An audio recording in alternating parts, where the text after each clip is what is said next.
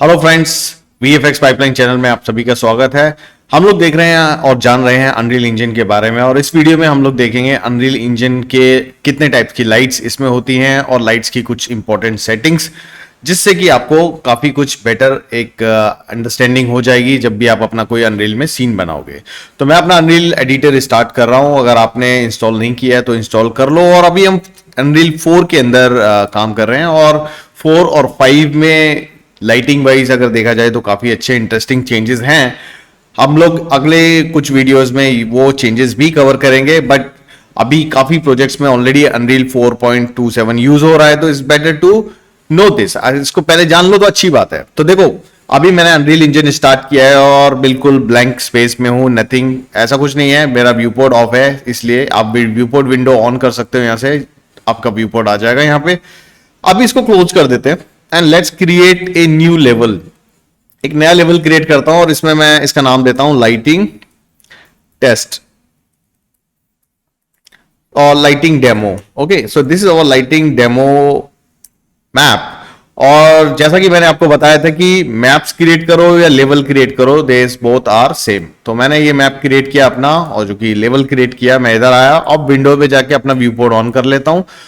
तो अभी भी कुछ डिफरेंस नहीं है। देखो, सब कुछ बिल्कुल डार्क, नील बटा सन्नाटा, कुछ नहीं मिल रहा है यहाँ पे। ठीक है, तो उसके लिए क्या करना पड़ेगा आपको, सबसे पहले कुछ ऑब्जेक्ट्स ऐड कर लेते हैं ताकि हमें पता तो चले कि सीन में है क्या। एक प्लेन ले लेता हूं। ये प्लेन को मैंने ड्रैग एंड ड्रॉप किया, और इसको यहाँ पे आप देख रहे हो ना, इसके डिटेल्स टैब में यहाँ पे इसकी ट्रांसफॉर्म वैल्यूज रहती है। तो लोकेशन है XYZ, और यहाँ पे येलो कलर का एक रीसेट टू डिफॉल्ट बटन है, आप इसको क्लिक कर दो तो ये क्या होगा, इसके जो ग्रिड के सेंटर पॉइंट पे पहुंच जाएगा। अभी F प्रेस करेंगे और यहाँ पे आ जाएंगे।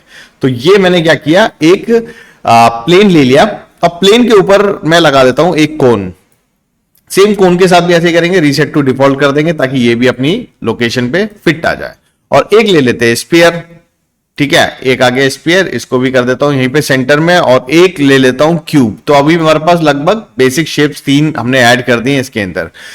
लेकिन अभी भी आप देखो सब कुछ बिल्कुल डार्क चल रहा है, क्योंकि आपके सीन में अभी कोई लाइट नहीं है। और ये अनरियल इंजन भी बिल्कुल रियल वर्ल्ड, उस फिनोमिना जो बोलते हैं उसको, रियल वर्ल्ड के ऊपर काम करता है। तो यहां पे देखो, अभी आपका पूरा अंधेरा है, आपको कुछ लाइट्स ऐड करनी पड़ेगी, या तो फिर आप इसको बिना लाइट के देखिए। आपने लिट मोड पे रखा है तो वो अगर लाइट नहीं है तो आपको कुछ नहीं दिखाएगा। तो अनलिट मोड पे चले जाओगे तो ये आपको दिखाना शुरू करेगा ऑब्जेक्ट्स को। ठीक है, अब मैं सबसे पहले अपना जो प्लेन है इसको सेलेक्ट करता हूं और R प्रेस करके स्केल मोड पे आता हूं, और उसके बाद में इसको स्केल कर लेता हूं ताकि ये थोड़ा सा मेरे सीन में बराबर से फिट हो जाए। अब इसके बाद में मेरे पास जो 3 और भी ऑब्जेक्ट्स मैंने इसमें क्रिएट किए हैं, उनको देखने के लिए मैं वाइड फ्रेम मोड में भी जा सकता हूं। वाइड फ्रेम मोड में देखो, मेरे को ये तीनों ऑब्जेक्ट्स दिखाई दे रहे हैं बहुत बढ़िया तरीके से। अब मैं इनको थोड़ा सा साइड में कर लेता हूं और इनकी पोजीशन ऐसे कर लेता हूं ताकि ये मेरे को लगभग बराबर दिखे इस तरीके से। ठीक है, इनको साथ में ऐसे रख लेते हैं एक लाइन से। ठीक है, अब जो लास्ट चीज है, मेरे को जाना है इसके इन सभी को। देखो, ये प्लेन के आधे तो नीचे चले गए, पर ऐसा नहीं चाहिए अपने को। तो अपने को इन सबको लगभग इस ग्रिड के साइज में लेके आना है। तो रिकमेंडेड ये है कि आप एक काम करो, आप alt control middle mouse button और ड्रैग कर दो नीचे की तरफ। तो आप इससे आ जाओगे अपने बॉटम व्यू में। बॉटम व्यू से इसको, इनकी पोजीशन सेट कर दो।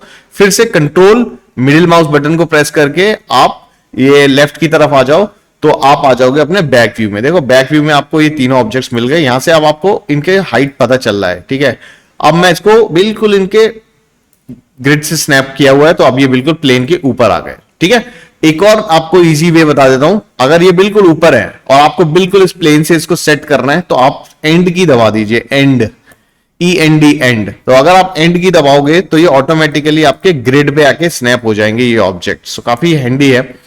कंट्रोल प्रेस करके अब मैं एक डायगोनल लाइन खींच दूंगा तो मैं पर्सपेक्टिव व्यू में आ जाऊंगा। फिर ऑल्ट प्रेस करके मैं इसको घुमा रहा हूं और ये आराम से घूम रहा है। Now the thing is, come back to the lit mode. अभी मैं फिर से लिट मोड में आता हूं, जो कि मैं इधर आ गया। लिट मोड में आने के बाद में अब मैं क्या करूंगा, यहां पे एक लाइट्स वाले टैब में जाऊंगा। ये प्ले सेक्टर है, यहां पे लाइट वाले टैब में आके यहां पे देखूंगा, मेरे को यहां पे कुछ टाइप्स की, अलग अलग टाइप्स की लाइट्स हैं। तो फॉर एग्जांपल डायरेक्शनल लाइट है। डायरेक्शनल लाइट जो होती है वो आपका पूरे वर्ल्ड में सिर्फ एक ही डायरेक्शन से आएगी, और जो शेडोज हैं उसकी भी सारी एक ही डायरेक्शन में जाएंगी। तो अगर आपको सनलाइट क्रिएट करनी है तो डायरेक्शनल लाइट एक बहुत अच्छा ऑप्शन है आपके लिए। लेट जस्ट आप एक काम करते हैं, इसको पकड़ के यहाँ पे एक बार ड्रैग एंड ड्रॉप करते हैं। जैसे मैंने इसको उठा के यहाँ पे ड्रैग एंड ड्रॉप किया तो इमीडिएटली देखो हमारे ऑब्जेक्ट्स भी आ गए, विजिबल होना शुरू हो गए और उनके शेडोज भी आ गए। ठीक है, अब आप इस लाइट को किधर भी रखो इस वर्ल्ड में, ये कुछ फर्क नहीं पड़ता है इसको। ठीक है, आप ऊपर करो, नीचे करो, स्केल करो, उससे कोई चेंज नहीं होगा। डायरेक्शनल लाइट से अगर आपको चेंज करना है तो आपका चेंज होगा अगर आप इसको रोटेट करोगे, यानी आप इसको घुमाओगे। ई प्रेस करके जरा इसको घुमाना शुरू करो, फिर देखो अब आ रहा है इसके अंदर पूरा इफेक्ट। तो इससे क्या होगा, ये आपका बिल्कुल शाम का जो फील होता है ना, बिल्कुल अब शाम हो गई, रात हो गई, फिर ऊपर से शेडो। तो इसको रोटेट करेंगे डायरेक्शनल लाइट को तो हमारे को इसके अंदर इफेक्ट अपने सीन में देखने को मिलेगा। तो एक टाइप की लाइट तो हमारे पास ये हो गई। अच्छा, एक होती है हमारे पास यहां पे पॉइंट लाइट। अच्छा, पॉइंट लाइट क्या है, अब इसको मैं ड्रैग और ड्रॉप करता हूं अपने सीन में। तो पॉइंट लाइट क्या करेगी, एक काम करता हूं मैं, एक प्लेन को ना इसको डुप्लीकेट कर लेता हूं, तो ऑल्ट प्रेस करके मैं इसको मूव कर देता हूं ये साइड में, एंड देन ये जो लाइट मैंने क्रिएट की है पॉइंट लाइट, इसको मैं इधर लेके आता हूं ताकि आप इस पे अच्छे से देख पाओगे। ठीक है, अभी मैंने इसको यहां पे किया, F प्रेस करके बिल्कुल नजदीक आ गया। तो देखो पॉइंट लाइट मैंने क्रिएट की और मैं इन ऑब्जेक्ट्स को भी ले आता हूं और इन तीनों ऑब्जेक्ट्स को मैं सेलेक्ट करूंगा, जब प्लेन को नहीं कोन को, और यहां पे भी मैं ऑल्ट प्रेस करके इनको मूव करूंगा तो ये भी यहां पे आ जाएंगे आराम से, कोई दिक्कत नहीं होगी इनको। फिर से मैं इनके पास जाना चाहता हूं तो इनको सेलेक्ट करके F प्रेस करूंगा तो फोकस में ये आ जाएंगे। ठीक है, थोड़ी देर के लिए अगर आपको अपनी डायरेक्शन लाइट को ऑफ करना है तो आप यहां पे जाके डायरेक्शन लाइट पे ये जो आई बटन दिख रही है, जो आई दिख रही है आपको, ये आंख दिख रही है ना, इसको बंद कर दो। इसको बंद करने के बाद में क्या होगा, देखो ओवरऑल पूरा सीन ने जो डायरेक्शन लाइट पूरे सीन पे लगी हुई थी, लेकिन जो पॉइंट लाइट है वो आपकी सिर्फ कुछ एरिया को ही अफेक्ट करती है, उतने एरिया को जितना आप बताओगे, तो पूरे वर्ल्ड में जाके लाइट नहीं फैलाती। तो ये जो होती है आपकी एक बल्ब की तरह होती है। जैसे बल्ब की रोशनी जो होती है वो सिर्फ आपके घर में, कमरे में, वहीं तक करेगी, पूरे घर में नहीं करेगी, राइट, या पूरी दुनिया में नहीं करेगी। लेकिन डायरेक्शनल लाइट पूरे वर्ल्ड में आपका वो उसको आपकी लाइट जाएगी। फिर से एक बार ऑन करके देख लेते हैं, यहां पे देखो ऑन किया आ गई, ऑफ किया चली गई। तो अगर आपको इंटीरियर लाइटिंग करनी है तो मोस्ट ऑफ द टाइम आप ये यूज करोगे, ये वाली लाइट, जहां पे भी आपको बल्ब का इफेक्ट देना है। अब यहां पे इनकी सेटिंग्स में हम आएंगे वन बाय वन। पहले अब कुछ और लाइट्स भी देख लेते हैं। एक इसी तरीके की मेरे पास एक और लाइट आती है। अभी फिलहाल के लिए मैं इस पॉइंट लाइट को बंद करता हूं यहां पे और स्पॉट लाइट को यहां पे ड्रैग एंड ड्रॉप कर देता हूं। जैसे मैंने स्पॉट लाइट को यहां पे ऐड किया तो आप देखिए ये लाइट में एक कोन आता है मेरे पास में, और ये कोन क्या है, ये मेरे को बताता है, ये कोन शेप की लाइट होती है जिसमें आपको आप बताते हो कि बॉस ये जो लाइट है मेरे इतने एरिया में जाएगी, और इस कोन को आप एडजस्ट कर सकते हो। फॉर एग्जांपल ये आपका इनर कोन और ये आपका आउटर कोन, तो कितना आपको भेजना है लाइट को वो आप देख सकते हो उसके अंदर। अच्छा, इंटरेस्टिंग चीज ये है कि कई जगह पे एक रियल वर्ल्ड सिचुएशन क्या है जहां पे आप इसको यूज कर सकते हो। कई बार आपको ऐसा है कि आपको कार की लाइट बनानी है, तो आप क्या करोगे, इसको ऐसे करके और अपनी कार के ऊपर फिट कर दोगे, तो आपकी कार से जो लाइट निकलती है ना, आपके सीन में अगर कोई कार है तो आप क्या करोगे, इसको पकड़ोगे इस लाइट को एंड कहां गया स्पॉटलाइट, हिट F और इसी को डुप्लीकेट कर दो, ऑल्ट W प्रेस करके ऑल्ट एंड डुप्लीकेट। सो ये आपका थोड़ा सा मिमिक कर सकता है आपके कार के लाइट्स को, या फिर आपको पोल की स्ट्रीट लाइट्स बनानी है उसके भी काम में ये आ सकती है। ठीक है, तो ये एक टाइप हो गया। अभी हम सिर्फ टाइप्स देख रहे हैं, अभी हम इनके डिटेल्स में भी जाके बात करेंगे कि ये अलग अलग लाइट्स कैसे काम करती हैं। तो पॉइंट, ये स्पॉट लाइट को मैं अभी थोड़ा साइड में रख रहा हूं यहाँ पे, इसको भी मैं ऑफ नहीं कर रहा। इसके साथ में मैं एक और लाइट लगाऊंगा क्योंकि ये दो लाइट आपको कंफ्यूज कर सकती हैं, क्योंकि थोड़ा सा सिमिलर काम करती हैं ये, बट काफी ज्यादा डिफरेंसेस है इसमें। तो अब मैं लेता हूं रेक्ट लाइट को और इसको भी यहाँ पे लाके ड्रैग एंड ड्रॉप कर रहा हूं और इसको रोटेट कर देता हूं पीछे की साइड में, ताकि आपको इसका इफेक्ट बराबर से दिखे। अभी मैं स्पॉटलाइट को थोड़ी देर के लिए ऑफ कर रहा हूं और अब आप देखिए ये जो रेक्ट लाइट जो हमने क्रिएट की है, ये एक तरीके से एक एरिया लाइट होती है जो कि आप यूज कर सकते हो अगर आपका इंटीरियर रूम है और विंडो से लाइट अंदर की तरफ आ रही है, तो उससे आपको काफी अच्छा इफेक्ट क्रिएट करने को मिलेगा। और ये पूरे जितना आपका जिस डायरेक्शन में आपने इसको ऐड की इसका पॉइंट किया हुआ, आप देखो मैं इसके अगर क्लोज में जाऊं सेलेक्ट करके इसको रेक्ट लाइट को W प्रेस करके F प्रेस करूंगा और इसके नजदीक में जाऊंगा, तो ये जो मेरी लाइट है ये एक डायरेक्शन में जाएगी और मैं इसके डायरेक्शन में कितना आगे तक जाएगी वो मैं कंट्रोल कर सकता हूं उसको, समझ रहे हो? ये देखो इसके स्केल से मैं उस चीज को कंट्रोल कर पा रहा हूं। तो ये इसके अंदर एक बहुत ही ज्यादा बढ़िया एडवांटेज है। समटाइम कभी कभी आपको जैसा मैंने बताया कि इंटीरियर लाइट्स के अंदर बाहर से लाइट अंदर की तरफ आते हुए दिखाना है, उस टाइप के इफेक्ट्स के लिए काफी बढ़िया लाइट रहती है ये। अभी मैं यहाँ पे एक और टाइप की लाइट है, उसको बोलते हैं स्काई लाइट। अब स्काई लाइट को मैं यहाँ पे पकड़ता हूँ और ड्रैग एंड ड्रॉप करता हूँ और उसके बाद में मैं ये अपना जो रेक्ट लाइट है या फिर इसको रहने देता हूँ फिलहाल। स्काई लाइट में जा, ये एक second, where is my rect light, here is my rect. तो स्काईलाइट मैंने ऐड किया, ये एक तरीके से आपकी होती है एम्बिएंट लाइट, ठीक है। और एम्बिएंट लाइट इसका इफेक्ट देखने के लिए आपको इसकी इंटेंसिटी काफी बढ़ानी पड़ेगी और साथ में एक और लाइट आपको ऐड करनी पड़ेगी, जैसे मैंने यही स्पॉट लाइट नहीं डायरेक्शनल लाइट ऐड करता हूं। तो अब आपने जब स्काईलाइट लगाई और इसके आपने यहां पे इंटेंसिटी भी आपने स्केल कर दी, पूरी 5000 50,000 स्केल कर दी, लेकिन तब भी आपके वर्ल्ड को अफेक्ट नहीं कर रही है। और उसका रीजन ये है क्योंकि स्काईलाइट को अपना इस लगे किस टाइप का कहो इसको ये एक तरीके से आपका एक बाउंस लाइट क्रिएट करने के लिए है, ये एक एम्बिएंट लाइट क्रिएट करने के लिए है, ये उस जगह पे लाइट्स क्रिएट करने के लिए जहां पे आपकी डायरेक्ट लाइट नहीं आ रही है। तो फॉर एग्जांपल अभी मेरी डायरेक्शनल लाइट ऑन है और डायरेक्शनल लाइट एक तरफ से तो मेरा पूरा सीन बिल्कुल जगमगा रहा है, दूसरी तरफ से बिल्कुल अंधेरा, जबकि रियल वर्ल्ड में ऐसा नहीं होता। जब ये लाइट यहां पे आएगी तो उसका कुछ ना कुछ यहां पे इफेक्ट होगा, ठीक है। लाइट बाउंस होगी, बाउंस होके इधर आएगी और वो आपको ये पूरा ब्लैक नहीं दिखेगा, ठीक है। अब उसको फिक्स करने के लिए सबसे पहले तो मैं अपना स्काईलाइट को सेलेक्ट करके इसकी जो इंटेंसिटी है इसको वापस से 1 कर देता हूं, क्योंकि 50,000 में तो पूरा ब्लो हो जाएगा सीन। लेकिन अभी मैं यहां पे चलता हूं और एक विजुअल इफेक्ट्स में जाके स्काई एटमॉस्फेयर को ड्रैग एंड ड्रॉप करता हूं अपने सीन के अंदर, ठीक है। और स्काई एटमॉस्फेयर को इसमें ड्रैग एंड ड्रॉप करने के बाद में मेरी जो डायरेक्शनल लाइट है इसको सेलेक्ट करके और यहां पे जाके मैं इसको सर्च करता हूं एक एट्रीब्यूट को, एटमॉस्फेयर,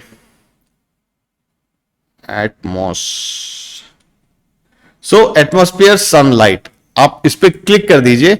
तो जैसे आप इस पे क्लिक करेंगे तो देखिए इमीडिएटली आपके एक स्काई का इफेक्ट आ जाएगा सीन के अंदर। लेकिन स्काई का इफेक्ट तो आ गया, लेकिन अभी भी हमारी जो स्काई लाइट है उसने अभी तक काम करना शुरू नहीं किया। देखो वो काम करना शुरू कर दिया है उसने, लेकिन इंटेंसिटी अभी काफी कम है आपकी। उसकी इंटेंसिटी को अगर आप बढ़ाएंगे then you will start seeing the result. तो आप इंटेंसिटी स्केल को जाके जैसे 3 कर दीजिए और आप देखिए आपका जो इनडायरेक्ट एरिया है जहां पे आपकी लाइट नहीं आ रही है वहां पे भी अब आपकी लाइट्स आना शुरू हो जाएगी। आप एक काम करिए, एक स्काईलाइट को सेलेक्ट करें, सेलेक्ट करके इसकी इंटेंसिटी को कर देते हैं 1.75। 1.75 आपने सेलेक्ट किया और देन उसके बाद में आपको एक डिसेंट आपको पीछे से एक लाइट्स मिलने शुरू हो गई।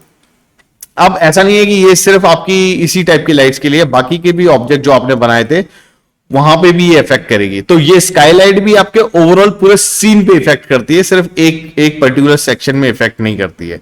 तो ये भी एक आपके लिए जानने वाली चीज है इसके अंदर, ठीक है। अब आज के अंदर लाइट्स में जैसे हमने ये चारों कवर कर लिए, अब एक एक करके इनकी सेटिंग्स देख लेते हैं, ठीक है।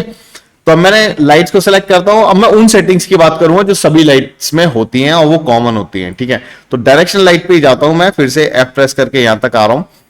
अब मैं चलता हूं ऑन द वे टॉप पे, यहां पे ट्रांसफॉर्म होते हैं। ट्रांसफॉर्म आपकी सभी लाइट्स के अंदर होता है, लेकिन ट्रांसफॉर्म के अंदर यहां पे आपको एडवांटेज नहीं मिलेगा लोकेशन को मूव करने का या स्केल करने का। यहां पे आप सिर्फ रोटेट कर सकते हो, तो रोटेट करोगे लाइट को तो ही आपको, डायरेक्शनल लाइट की बात कर रहा हूं मैं, यहां पे आपको उसका एडवांटेज तभी मिलेगा, ठीक है। और आप एक और चीज कर सकते हो, जैसे अब आपको अपने पूरे सीन की जो लाइट है उसको कंट्रोल करना है, तो उसके लिए बहुत ही अच्छा शॉर्टकट है। आप कंट्रोल और एल प्रेस करिए और कंट्रोल एल प्रेस करने के बाद में आप बस अपने माउस को थोड़ा सा ड्रैग एंड ड्रॉप करना शुरू करिए। बस अपने माउस को थोड़ा सा आप मूव करेंगे एंड आप देखिए इमीडिएटली आपकी लाइट जो है, सीन की लाइट जो है वो मूव हो रही है। और वो लाइट का मूव होने का मतलब ये है कि वो सन का डायरेक्शन चेंज हो रहा है और आपकी वो लाइट की जो रोटेशन है वो उसको कंट्रोल कर रहा है, ठीक है, और स्काई के अंदर वो इफेक्ट भी अपने आप ही आ रहा है। अब आप देखिए डायरेक्शन लाइट जिस तरफ से आ रही है तो वो इसका एक एरो पॉइंट हो रहा है, तो जहां पे ये अपोजिट में अगर आप देखोगे तो वहां पे आपको सन दिखेगा, तो यहां पे आपको सन दिख रहा है और वहां से आपको लाइट आती हुई दिख रही है, ठीक है ना। तो ये अगर आप इस तरीके से देखें तो ये होराइजन हो गया।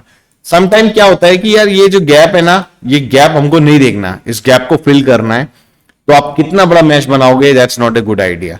तो आप क्या करोगे, एक सिंपल सा टेक्निक है, आप विजुअल इफेक्ट्स में जाइए और यहाँ पे एक्सपोनेंशियल हाइट फॉग को यहाँ पे ड्रैग एंड ड्रॉप कर दीजिए।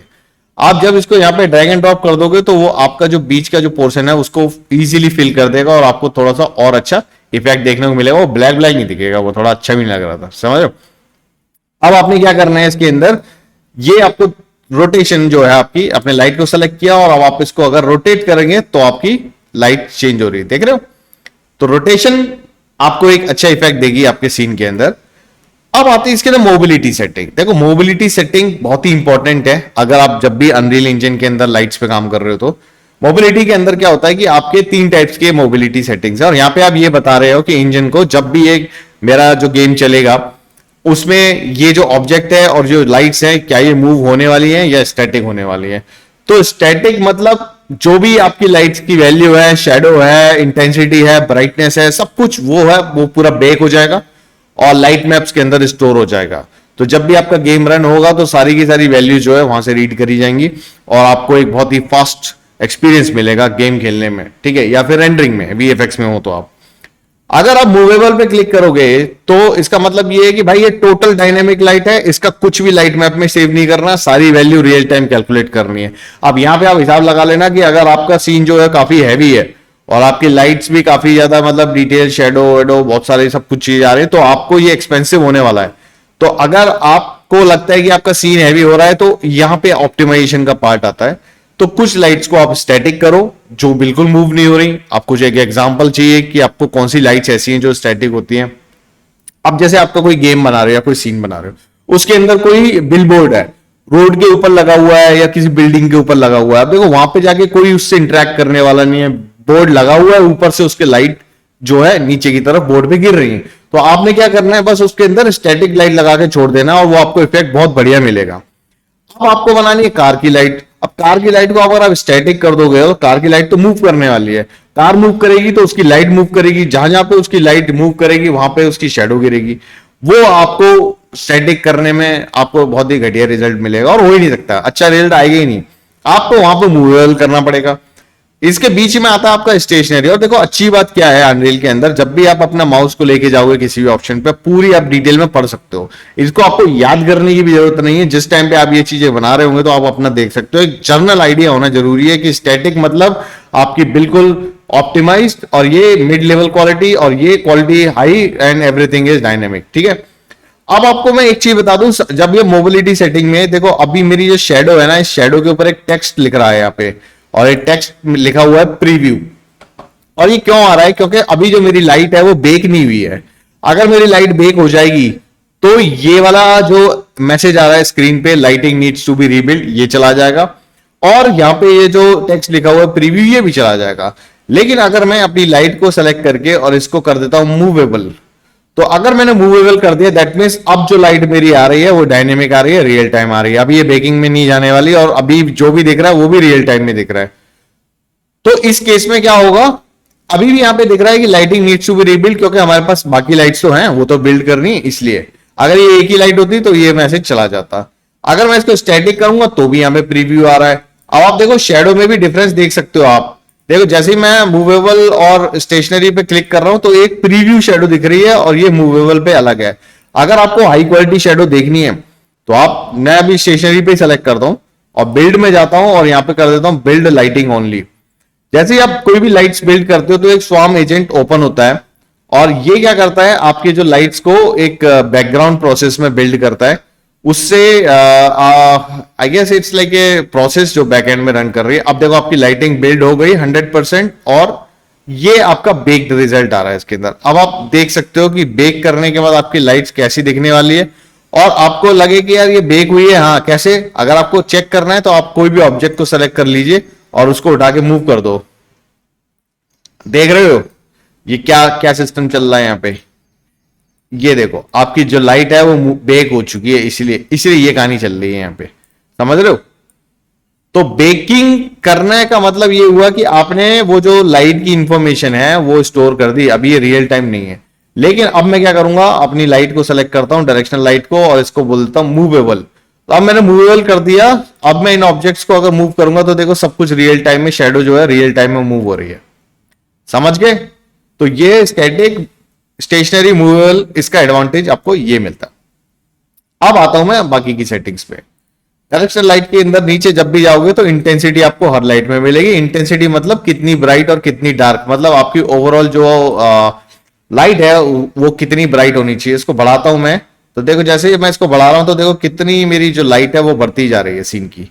और अगर मैं इसको कम करूंगा तो मेरा पूरा सीन जो है वो डार्क हो जाएगा। अभी मेरे सीन में क्या है, स्काई लाइट लगी हुई है और एटमॉस्फेयर है, स्काई है, तो इसलिए इवन वो डायरेक्शनल लाइट बंद करने के बाद भी मेरे को यहाँ पे एक ओवरऑल फील आ रहा है लाइट का। बट आपने क्या करना है, इसके अंदर फिर से डायरेक्शन लाइट को सेलेक्ट करके थोड़ा सा इसको इंटेंसिटी दो, ताकि एक बहुत ही अच्छा रियलिस्टिक फील आना शुरू हो जाए आपके सीन में, ठीक है। अब आता हूं मैं इंटेंसिटी के बाद में, और ये इंटेंसिटी आपको हर लाइट में मिलेगी। फॉर एग्जांपल अब आप देख लो, पॉइंट लाइट के अंदर भी इंटेंसिटी मिलेगी आपको, आपको स्पॉट लाइट के अंदर भी इंटेंसिटी, सब में मिलेगी आपको, ठीक है। फिर आता हूं मैं नीचे, और इंपॉर्टेंट सेटिंग जो है वो इसकी आती है आपकी रेंडरिंग, जिसके अंदर विजिबल। अब आपको ये विजिबल रेंडरिंग में विजिबल चाहिए या नहीं चाहिए, ये भी एक बहुत अच्छा ऑप्शन है। अब जब ऊपर से हम इंटेंसिटी से इसको ऑफ कर सकते हैं तो फिर इसकी क्या जरूरत पड़ रही है। तो देखो ये एक तरीके से आपका ट्रिगर होता है उस लाइट को ऑन करने के लिए, जैसे स्विच होता है ना हमारे घरों में, सब जगह वॉल में होता है, आपने ट्रिगर ऑन किया लाइट जल गई। तो यहां पे भी ये आपका ट्रिगर है। और जब आप ब्लूप्रिंट्स बनाओगे लाइट्स के अंदर, जो कि हम बनाने वाले हैं अपने अगले वीडियोस में, तो वहां पे ये बहुत इंपॉर्टेंट है। तो वहां पे अपन क्या करेंगे, एक नोड लेंगे सेट विजिबिलिटी, और इस एक्टर को मतलब इस लाइट को वहां पे ऐड करेंगे, और वो ब्लूप्रिंट से हम लोग इसकी विजिबिलिटी को कंट्रोल करेंगे। और वहां पे क्या है कि इसको ट्रिगर करेंगे एक बुलियन के साथ में, समझ रहे हो। अब बुलियन कहोगे कि तुम ये क्या है, तो थोड़ा फॉलो करो, सब्सक्राइब करो वीएफएक्स पाइपलाइन चैनल को, ताकि आपको ये सब चीजें पता चलती रहेंगी कि ये क्या होते हैं, ठीक है। और लाइट मास्क एक इंपॉर्टेंट चीज है जो मैं आपको बता दूं। देखो अनरियल इंजन 5 के अंदर ल्यूमिन है, जो कि जीआई कैलकुलेट कर रहा है, जीआई के वो हैंडल कर रहा है। लेकिन अनरियल इंजन 4 के अंदर वो ग्लोबल इल्यूमिनेशन को जो हैंडल करता है वो है लाइट मास्क। तो इसकी सेटिंग्स आप कंट्रोल कर सकते हो हर लाइट में। लाइट शाफ्ट्स क्या होते हैं, अगर आपकी जो लाइट है ये आपको एक्सटर्नल में इतना ज्यादा इफेक्ट नहीं दिखेगा आपको, जब आप इंटरनल लाइट्स करोगे तब आपको ज्यादा बेटर इसका रिजल्ट मिलेगा। क्योंकि जब भी लाइट्स होती है ना आपकी अंदर की तरफ रेज जब आ रही होती है, तो आपको एक थोड़ा सा व्हाइट लाइट आती हुई दिखती है। वो स्मॉल स्मॉल पार्टिकल्स होते हैं जो काफी सारे इकट्ठे होकर में जो लाइट में दिखते हैं, वो एक ऐसा इल्यूजन क्रिएट करते हैं कि लाइट जो है ट्रेवल करके आ रही है। ये भी सेम उसी टाइप का इफेक्ट क्रिएट करता है लाइट शाफ्ट जो है।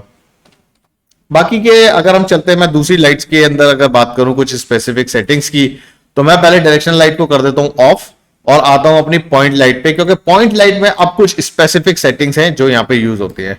अब मैं आया इस पॉइंट लाइट पे, और थोड़ी देर के लिए मैं अपना स्काई लाइट भी बंद कर देता हूं, और स्काई एटमॉस्फेयर को भी बंद कर देता हूं। अब देखो मेरे को स्काई से रिलेटेड जितनी भी चीजें हैं ना, sky, sky and directional light and exponential height fog, इन सबको मैं क्या करूंगा, राइट क्लिक करके मूव टू और क्रिएट न्यू फोल्डर, और इसमें कर दूंगा मेरी स्काई। तो मेरे बार बार एक एक चीज को बंद करने की जगह मैं स्काई से रिलेटेड सारी चीजें एक बार में ऑफ कर दूंगा, तो मेरा पूरा स्काई जो है बंद हो जाएगा। और इस तरीके से आप अपनी जो सीन को ना प्रॉपरली ऑर्गेनाइज करके रख सकते हो, ठीक है। और अब मैं चलता हूं अपने स्पॉटलाइट पे, तो सॉरी पॉइंट लाइट पे। तो पॉइंट लाइट पे मैं गया, और ये मेरा पॉइंट लाइट अभी भी काफी बड़े एरिया को इफेक्ट कर रही है। तो मेरे को इसको अगर छोटा करना है, मैं सिंपली इसको स्केल डाउन करूंगा। देखो मैंने इसको स्केल डाउन कर लिया, तो इससे मेरा स्केल कम हुआ। लेकिन अभी मेरे को चाहिए कि थोड़ा सा फेड इफेक्ट जो था ना वो इसका चला गया। तो यहां पे मेरे पास आता है सोर्स रेडियस।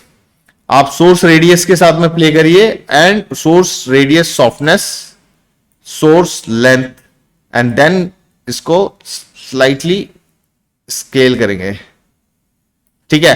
तो अब आप देखिए ये आपका कितने एरिया को इफेक्ट कर रहे हैं। आपने लाइट का कलर कैसे चेंज करना वो भी आप इसमें डिफाइन कर सकते हो। देखो आपको कोई भी लाइट हो सकती है, अलग अलग कलर्स में वो काम करेगी। तो आप जो भी कलर आपको चाहिए वो कलर आप अपने सेट कर सकते हो। और ये सिर्फ इस लाइट में नहीं है, सभी लाइट्स में आप you can change the colour, ठीक है। इंटेंसिटी इसके अंदर भी थी, तो वो हमने ऑलरेडी कवर कर ली, ये इसका इंटेंसिटी कम किया। बाकी इसके अंदर सेम वही rendering, visible, non visible and light mask की सेटिंग्स आ गई इसके अंदर, ठीक है।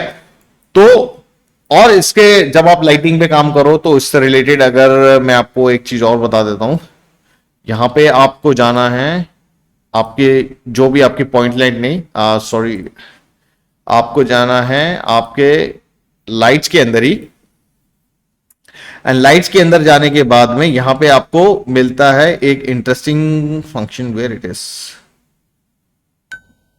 Temperature. Okay, so I guess use temperature done. So this is an interesting setting because lights usually work in a way like आप अपना temperature को कैसे कंट्रोल करते हो।